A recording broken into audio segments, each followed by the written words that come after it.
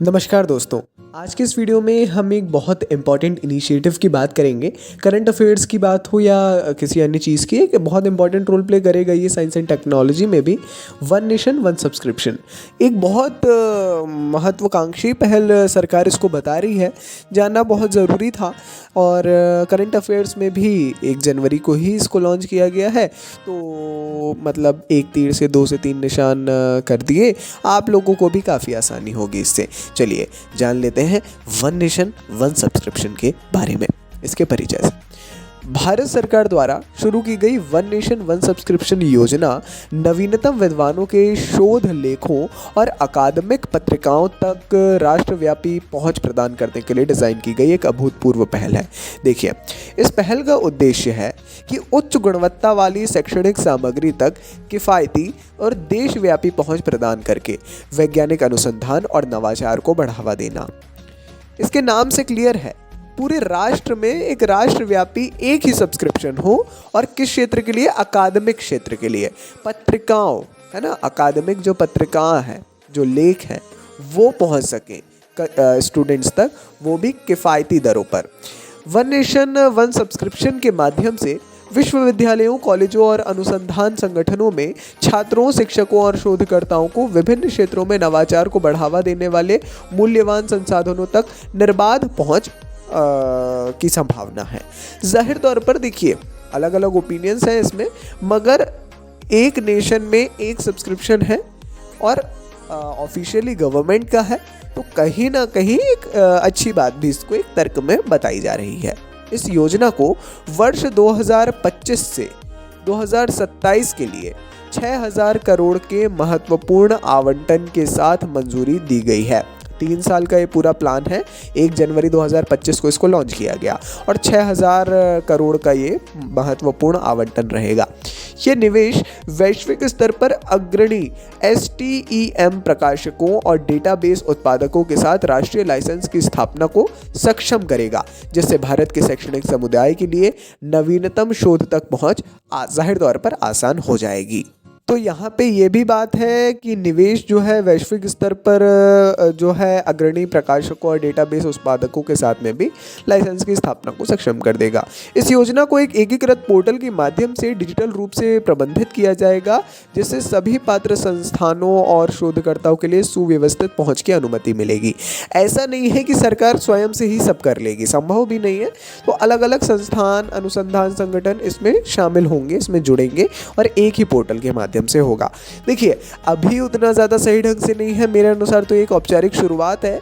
Cabinet ने दिसंबर में जो है इसको मंजूरी दी और 1 जनवरी को इनको लॉन्च करना था, तो इनने लॉन्च कर दिया मेरे अनुसार। बाकी हाँ, ठीक है, अब देखते हैं किस प्रकार क्या होगा। लाभ के बारे में थोड़ा जान लेते हैं। देखिए, वन नेशन वन सब्सक्रिप्शन योजना का लाभ केंद्र या राज्य सरकार और केंद्र सरकार के अनुसंधान एवं विकास संस्थानों के प्रबंधन के तहत सभी उच्च शैक्षणिक संस्थानों को एक केंद्रीय एजेंसी अर्थात सूचना और पुस्तकालय विभाग द्वारा समन्वित राष्ट्रीय सदस्यता के माध्यम से प्रदान किया जाएगा।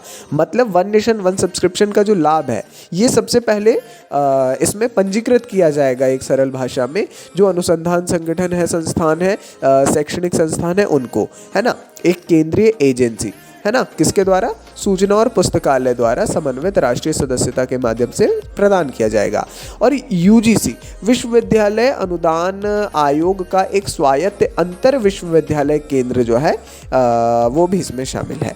इस सूची से करीब 6300 से अधिक संस्थान शामिल हैं, यानी लगभग 1.8 करोड़ छात्र, संकाय और शोधकर्ता, है ना। तो ये इसमें शामिल होंगे। अभी ऐसा लक्ष्य है, आप कह सकते हैं, या इतने लोग इससे लाभान्वित होंगे।